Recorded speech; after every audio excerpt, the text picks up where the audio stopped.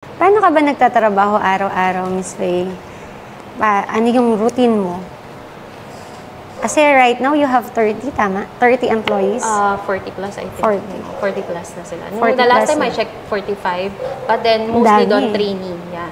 Pero yung mga regulars ko, around nasa 30. Nagjo-duty ka ba everyday? Or sa bahay ka lang nagmo-monitor? Kami ng CEO, most of the time, pumapasok kami every single day. Kasi gusto namin na visit talaga sila. So, we check the numbers, nagre-recon ako ng mga, binabantayan ko kasi talaga yung finances namin. Pero may mga days kasi, like today, na may mga speaking engagements, may mga interviews.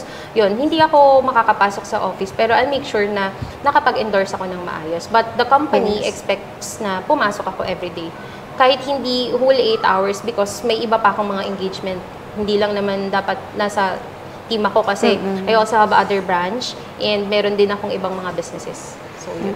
And focus na rin tayo. Kapag lumalaki yung company, kailangan natin magkaroon ng connections sa iba. Yes. Yun pa. Trabaho ko yun bilang CEO. Yes. Kasi kung tayo laging nasa loob ng opisina, hindi lalaki. Yeah. Kasi we need clients.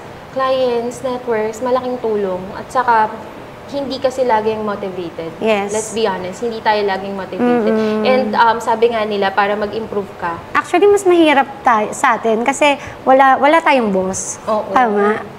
Actually, for the longest time, sanay ako na may boss eh. Yung first time ko nag-company, bakit nahihirapan ako walang nag-uutos sa akin? Kasi mas performing ako ng ganun eh. Yes. So, I have to... Walang tatapik sa'yo na, oy, gising na. I have to unlearn that na ako yung mag-motivate sa sarili ko. Actually, hindi na siya motivation, discipline na.